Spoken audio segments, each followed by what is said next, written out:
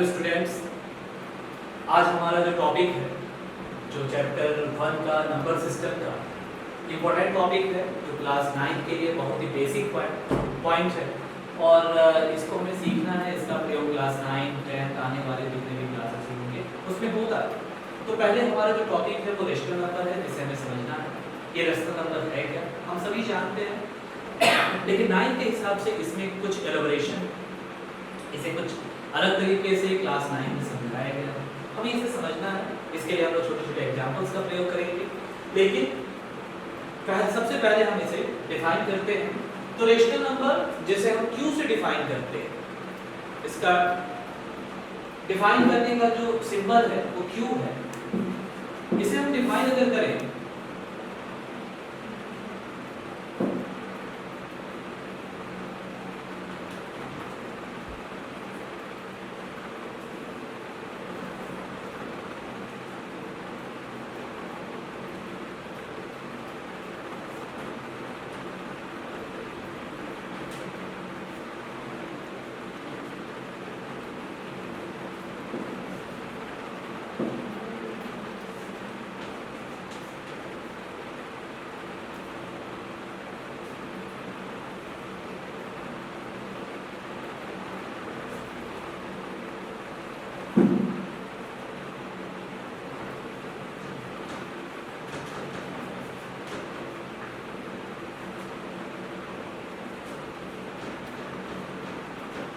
देखिए, हम लोग रेशनल नंबर को डिफाइन इस तरह से कर सकते हैं कि रेशनल नंबर्स आर रिप्रेजेंटेड और are in the form of p by q, where p and q are integers and q is not equal to 0।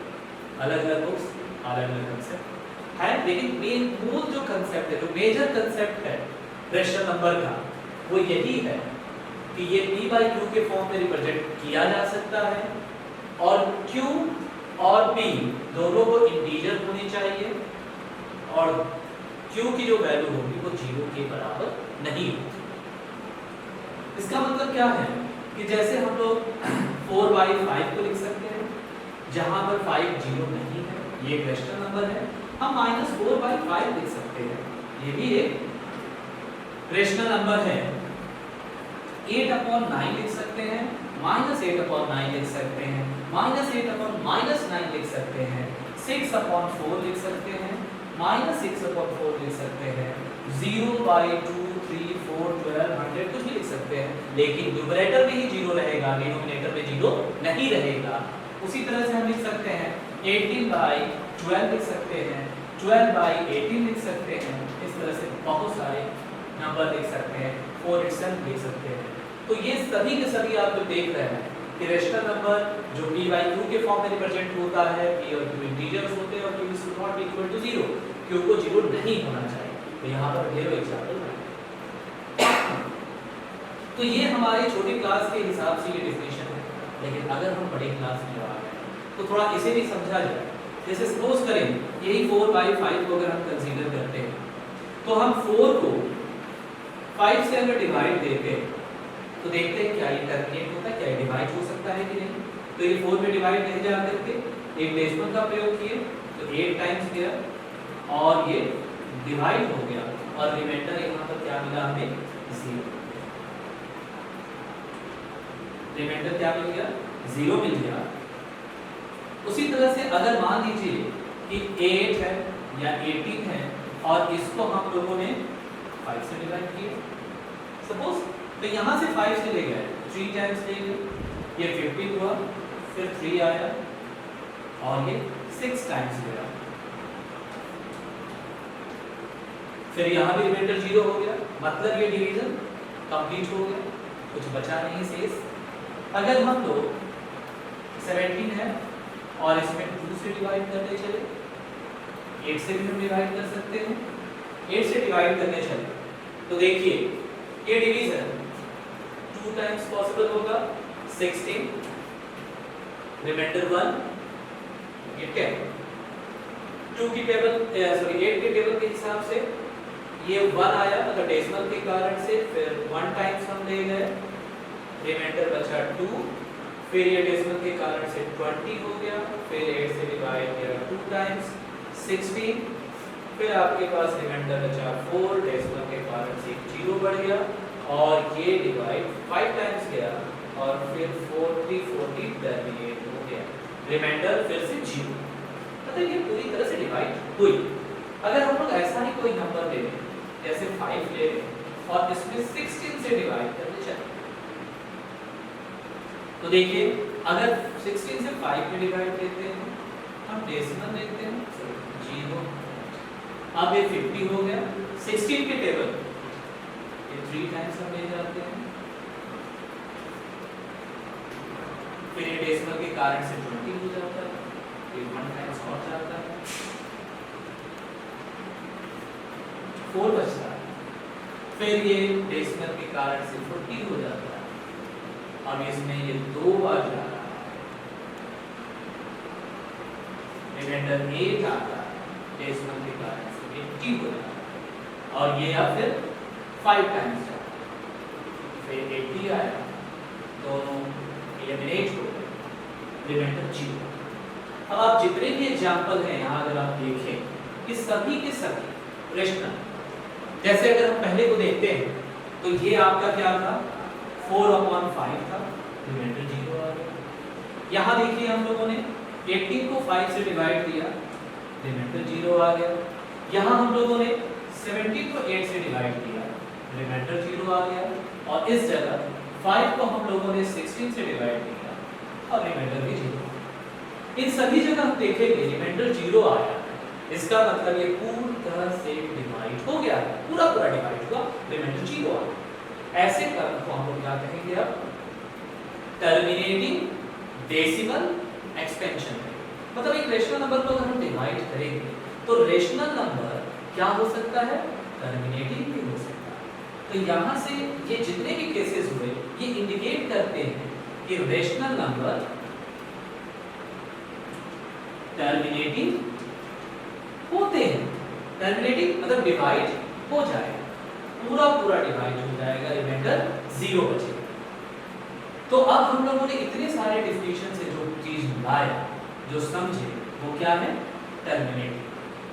तो अब हम लोग रेशनल नंबर के साथ जो हमारा पुराना डिफिनेशन है कि ये p/q के फॉर्म में होता है, q की वैल्यू 0 नहीं होती है, उसके साथ साथ हम लोग अब लिख सकते हैं कि these are terminating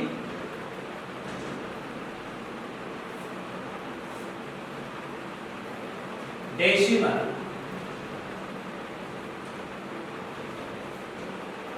expansion। तो ये क्या है, टर्मिनेटिंग डेसिमल एक्सपेंशन। मतलब अगर हम डिवाइड दें तो डेसिमल में डिवाइड पॉसिबल होगा और ये पूरी तरह से कटेगा डेसिमल में कुछ टर्म के बाद। ठीक, अब उसके बाद से हम रेशनल नंबर के कुछ और एग्जांपल देते हैं और उससे एक और क्लू लाते हैं। जैसे देखिए 3 और जैसे 4 को हम 3 से डिवाइड करें तो इसे थोड़ा समझा जाए कि इस केस में क्या होता है। तो जब हम 4 को 3 से डिवाइड देंगे तो 1 टाइम्स कैरेज, अब देखिए 1 आ गया, रिमाइंडर डेसिमल लिया तो ये 10 हो गया, फिर 3 टाइम्स गया डिवाइड 9, फिर रिमाइंडर 1 आया, डेसिमल के कारण से 10, फिर ये 3 टाइम्स गया और इस तरह से कंटिन्यूअसली ये 3 बार आता है। ठीक है, अगर हम इसी का एक और एग्जांपल समझें, 2 को ले या 4 को अगर हम 6 से डिवाइड तो डेसिमल का प्रयोग करें तो ये 40, अब ये 6 टाइम्स जाएगा 36, रिमाइंडर 4 आ गया, डेसिमल के कारण से 40 बन गया और फिर 6 से डिवाइड किया हमने इसमें 6 टाइम्स, ये 36 हो गया, फिर यहाँ 4 बचा, फिर हमने 4 को 40 बनाया और 6 से इसमें 6 टाइम्स डिवाइड किया और फिर ये 36।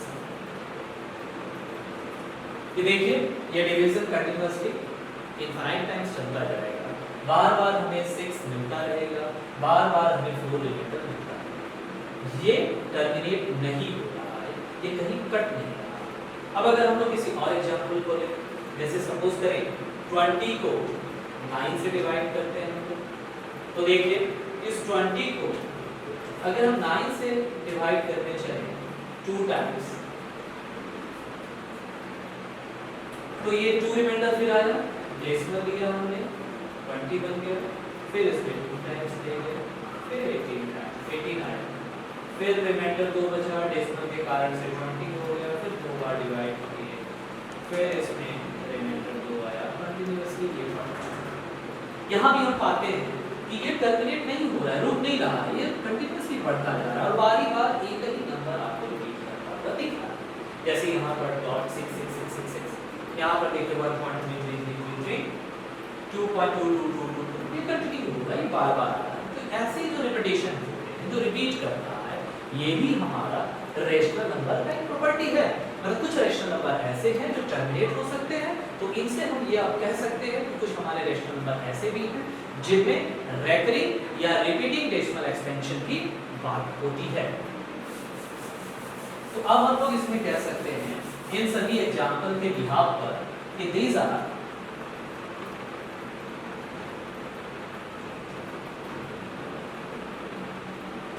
रेकरिंग या रिपीटिंग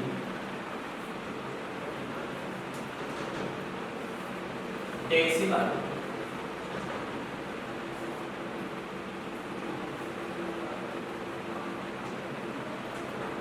एक्सपेंशन। तो देखिए हम लोग क्या समझे कि these are terminating decimal expansion, दूसरा में समझे हम लोग these are recurring या repeating decimal expansion। मतलब ऐसे रिपीटेशन, ऐसे रेशनल नंबर, कुछ रेशनल नंबर ऐसे भी होंगे जो ग्रुप तक कट जाएंगे, कुछ ऐसे होंगे जो रिपीट करेंगे। तो अब हमारे पास इलैबोरेटेड डेफिनेशन हो गया क्लास 9 के हिसाब से कि p/q में तो रेशनल नंबर लिखा ही जाता है, साथ ही साथ ये अगर हम और समझे तो टर्मिनेटिंग भी होगा और रेकरिंग भी होगा।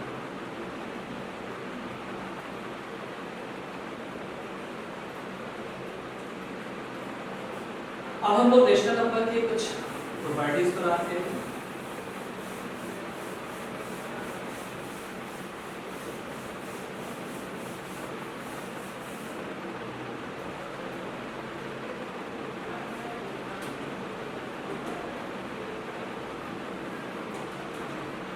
अरिथमेटिक ऑपरेशन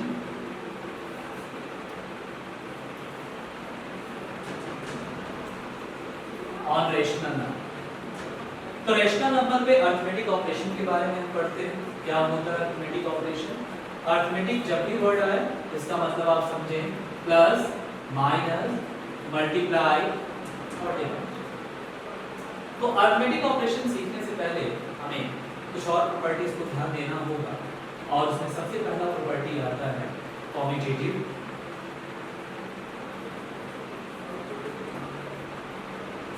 कॉम्यूटेटिव लॉ, फिर आपका एसोसिएटिव लॉ और तीसरा आता है डिस्ट्रीब्यूटिव लॉ। ये तीनों लॉ हमारे रेशनल नंबर पर देखते हैं, हमें इसको समझना चाहिए कि किस तरह से एक रेशनल नंबर के अंदर कॉम्यूटेटिव, एसोसिएटिव और डिस्ट्रीब्यूटिव लॉ काम करता है। क्या ये प्लस, माइनस, इनटू, डिवाइड चारों पे काम करता है या केवल एडिशन और मल्टीप्लिकेशन पे ही काम करता है, डिवीजन और सब्ट्रैक्शन पे काम करता है कि नहीं करता और किस तरह से करता है, इन सभी को समझा जाए तो हम लोग अरिथमेटिक ऑपरेशन को देखते हैं।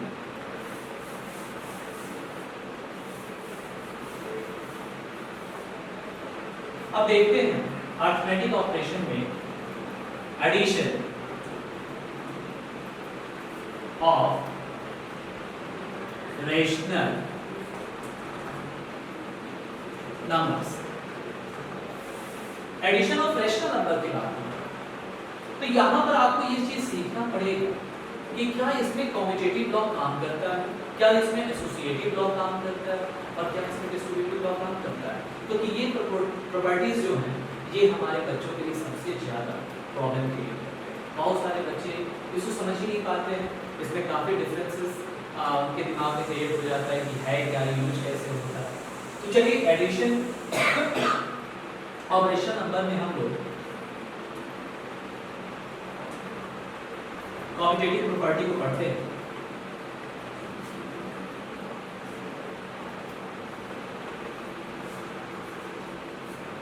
या लॉ को पढ़ते हैं। तो देखिए ये कॉम्पिटिटिव प्रॉपर्टी हमारा ये कहता है कि अगर हम a प्लस बी करें या b प्लस a करें तो दोनों केस में आंसर तो सेम। कॉम्पिटिटिव प्रॉपर्टी यही है, a प्लस b और b प्लस a कोई डिफरेंस नहीं होना चाहिए, it should be equal. Suppose हमने एक नंबर लिया रेशनल इंटीजर 4 प्लस 5 लिया और 5 प्लस 4 दिया, दोनों के आंसर सेम आएंगे, चाहे हम 4 में 5 को ऐड करें या 5 को ऐड करें। तो इस तरह से ये दोनों क्या है, सेम है। तो कॉम्पिटिटिव प्रॉपर्टी आपको इंटीजर पर काम करता हुआ देखा, लेकिन क्या ये फ्रैक्शन पे काम करता है? सपोज 1/2 प्लस 1/3 या 1/3 प्लस 1/2, क्या ये इस पर भी सही होता है? तो हम इसे चेक करें। तो एलसीएम लेते हैं 2 3 का 6 और यहाँ पर आपको क्या मिल जाएगा 3 प्लस 2। इधर अगर देखते हैं तो इसमें भी एलसीएम 6 होता है और 3 से अगर 6 में डिवाइड देते हैं तो 2 टाइम्स और ये 3 टाइम्स, दोनों तरफ 5/6 और 5/6। तो यहाँ भी हम पाते हैं कि अगर हम दो रेशनल नंबर को कंसीडर करते हैं तो उस पे कॉम्पिटिटिव लॉ काम करता है। अब हम लोग अगले टॉपिक पर पढ़ते हैं और वो टॉपिक है हमारा एसोसिएटिव लॉ।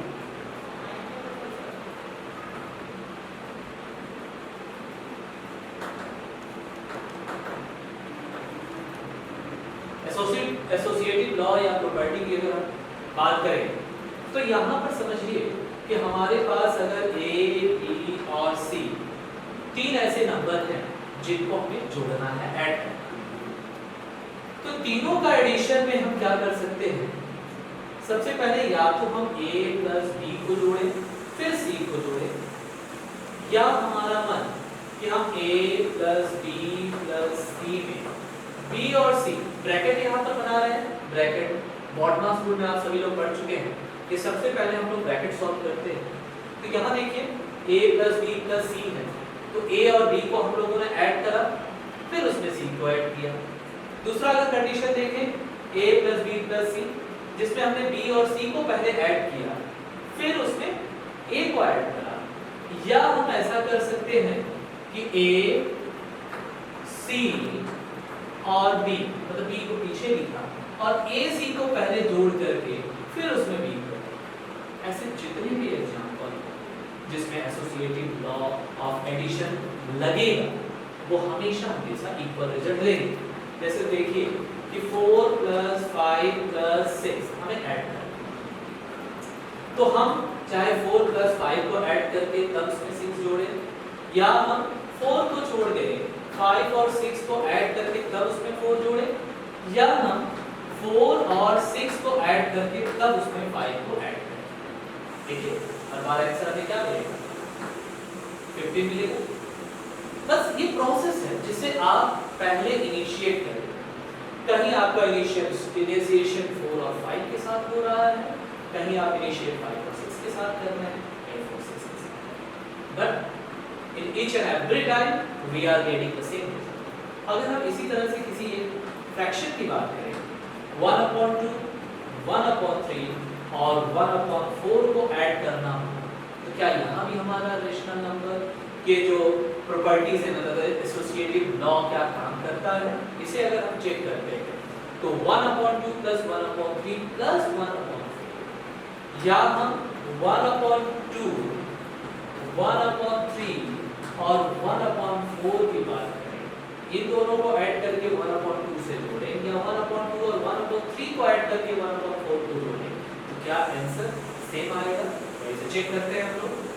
तो देखिए यहाँ पर हम पाते हैं 5/6 प्लस 1/4 और यहाँ पाते हैं हम लोग 7/12 प्लस 1/2। अगर हम फिर से एलसीएम लेते हैं तो यहाँ 12 होता है, 2 5 जा 10 और 4 होता है तो ये 3। इस जगह अगर देखा जाए तो हमारे पास क्या मिलता है 2 और 12 का एलसीएम 12, 2 से डिवाइड करते हैं तो 6 टाइम और यहाँ 7 टाइम्स। इसको ऐड अप करने पर हमें 13/12 मिलता है और इसको ऐड अप करने पर भी 13/12 मिलता है। यहाँ पर ये ट्रू। तो इस तरह से हम लोगों ने देखा कि जो रैशनल नंबर है ये इसमें जो एडिशन की प्रॉपर्टी है वो कम्यूटेटिव प्रॉपर्टी को फॉलो करती है। आपका rational number associative law of addition को फॉलो करता है। अब तीसरा प्रॉपर्टी हम लोग देखते हैं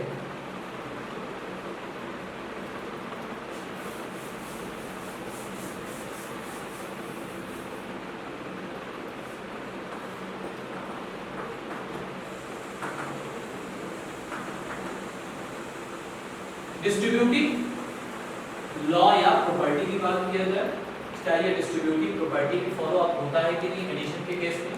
सपोज हमारे पास 1/, ये डिस्ट्रीब्यूटिव लॉ क्या? मान लीजिए कि हमारे पास a है और ब्रैकेट में b प्लस, तो हम इस a का मल्टीप्लाई इस b के साथ करते हैं, फिर a का मल्टीप्लाई c के साथ करते हैं जब इस ब्रैकेट को हम ओपन करते हैं, और ये क्या बन जाता है ab प्लस ac। दिखा आपको एक ब्रैकेट b प्लस c के साथ, ब्रैकेट के बाहर a, इस a का मल्टीप्लाई हमने ब्रैकेट के अंदर मौजूद जितने भी टर्म हैं सभी के साथ, जिससे ये ab और ac में बदल गया। अब अगर हम किसी नंबर किसी रेशनल नंबर के साथ अगर देखें क्या ये प्रॉपर्टी, क्या ये डिस्ट्रीब्यूटिव लॉ वहां एग्जिस्ट करता है कि नहीं? जैसे देखिए 4 ब्रैकेट में हमने 5 प्लस 6 को रखा, तो इसी को हम इस तरह से लिख सकते हैं 4 ब्रैकेट 5 प्लस 6 और 4 into 5 plus 4 into 6।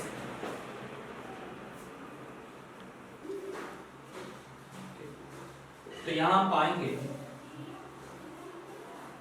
11 multiplied with 4, 20 and 24, it become 44। देखिए आप डिस्ट्रीब्यूटिव लॉ यहां पर एग्जिस्ट कर रहा है, दोनों प्रॉपर्टी यहां पर इक्वल रिजल्ट दे रहे हैं। तो हम लोगों ने देखा कि addition of rational number commutative property को भी फॉलो कर रहा है, एसोसिएटिव लॉ को भी फॉलो कर रहा है, प्रॉपर्टी को भी फॉलो कर रहा है, और डिस्ट्रीब्यूटिव लॉ को भी फॉलो अप कर रहा है। अब जो इसमें हमें आगे सीखना है कि क्या ये प्रॉपर्टीज मल्टीप्लिकेशन के लिए भी काम करते हैं, क्या ये सब्ट्रैक्शन के लिए भी काम करते हैं। तो हम लोग बेसिकली हम लोग को ये जानना चाहिए कि एसोसिएटिव लॉ, कम्यूटेटिव लॉ और डिस्ट्रीब्यूटिव लॉ केवल और केवल एडिशन और मल्टीप्लिकेशन में काम करता है, डिवीजन और सब्ट्रैक्शन में ये फॉलो अप नहीं होता है। इसका हो सकता है कुछ पार्ट फॉलो करता हुआ। तो हम लोग अगर एडिशन के बजाय मल्टीप्लिकेशन को समझें,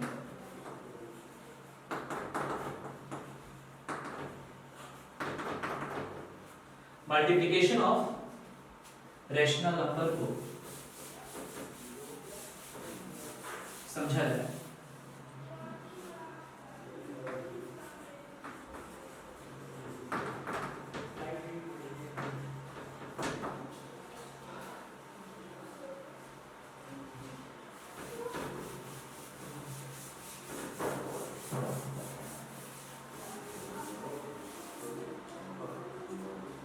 तो देखिए मल्टीप्लिकेशन ऑफ रेशनल नंबर यहां पर हम लोग समझें कि a मल्टीप्लाइड विद b या b मल्टीप्लाइड विथ a दोनों सेम। ये हमारा मल्टीप्लिकेशन ऑफ रेशनल नंबर में जो कॉम्यूटेटिव प्रॉपर्टी है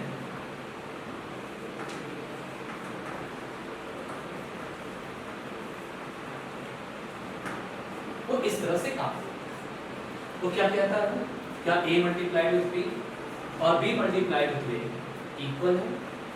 अगर है तो देखते हैं हम लोग 4 मल्टीप्लाइड विथ 5 या 5 मल्टीप्लाइड विथ 4 दोनों के रिजल्ट क्या आएंगे? सेम आएंगे। तो इस तरह से हम लोगों ने समझा कि रेशनल नंबर में अगर हम मल्टीप्लिकेशन का यूज करते हैं तो यहाँ कॉम्यूटेटिव प्रॉपर्टी फॉलो अप होता है। अब अगर हम एसोसिएटिव प्रॉपर्टी की बात करते हैं,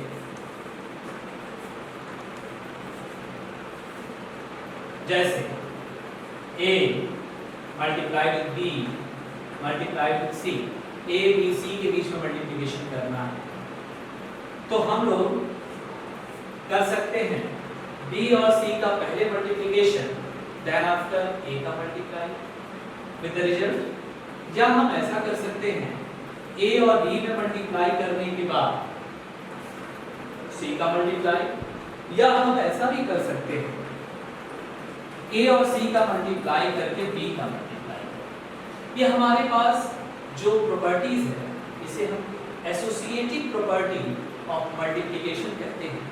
यहाँ पर हम ये देखते हैं कि हमें 3 नंबर है, 3 नंबर को मल्टीप्लाई करना है तो ये तीनों नंबर a b c हैं। हम ऐसा कर सकते हैं कि b c का मल्टीप्लाई करने के बाद a का मल्टीप्लाई करें, या a b का मल्टीप्लाई करके c का मल्टीप्लाई करें, या a c का मल्टीप्लाई करके b का। अगर हम एग्जाम्पल देखते हैं तो हम लोग पाएंगे यहाँ पर एक मल्टीप्लिकेशन हो रहा है, या 4 into 5 करके हम लोग 6 का मल्टीप्लाई करें, या हम लोग 4 और 6 का मल्टीप्लाई करके 5 का मल्टीप्लाई करें। अब देखिए 5 6 या 30 into 4 120।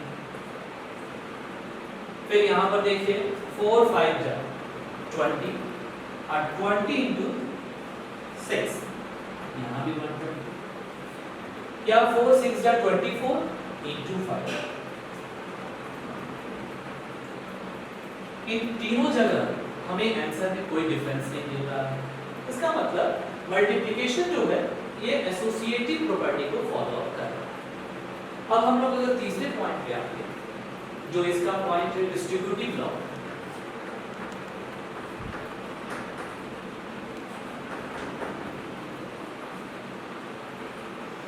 जो एक तरह से देखा जाए तो एसोसिएटिव की तरह ही दिखेगा। अगर हम a और b into c लिखते हैं तो इसका सेंस क्या है?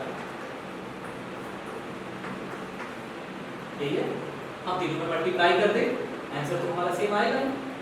4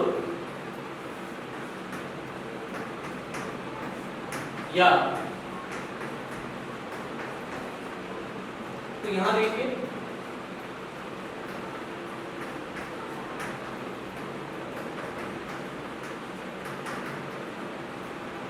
तो इस तरह से हम लोग पाए कि मल्टीप्लिकेशन कम्यूटेटिव प्रॉपर्टी को फॉलो अप करता है, मानता है, एसोसिएटिव प्रॉपर्टी को भी मानता है, और लास्टली हमारा डिस्ट्रीब्यूटिव लॉ को भी फॉलो अप करता है। अब इसके बाद से हम लोग को थोड़ा समझने के लिए सबट्रैक्शन पर देखना चाहिए ताकि हम इसे अच्छे से और समझ सकते हैं।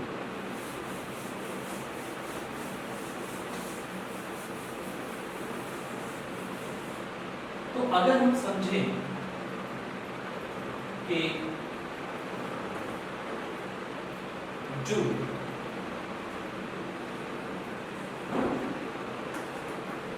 सबट्रैक्शन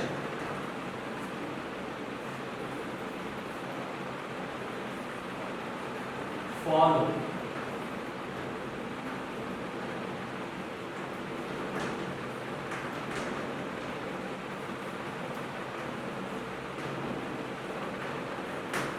क्या क्या रेशनल नंबर में सब्ट्रैक्शन कम्यूटेटिव प्रॉपर्टी को फॉलो करता है?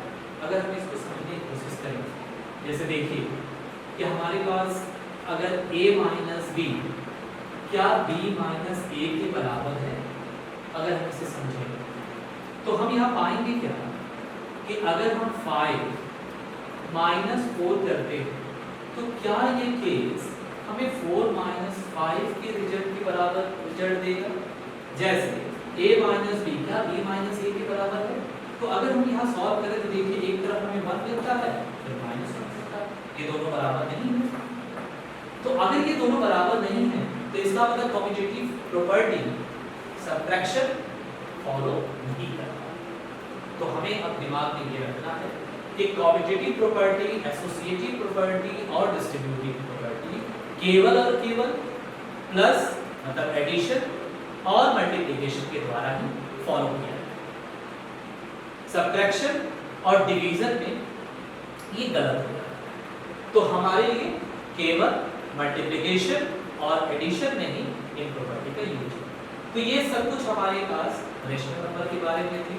हम रेशनल नंबर के और भी प्रॉपर्टीज आगे देखेंगे, फिलहाल हमारे पास यही प्रॉपर्टीज है। अब हम लोग अगले टॉपिक को अगले क्लास में डिस्कस करेंगे।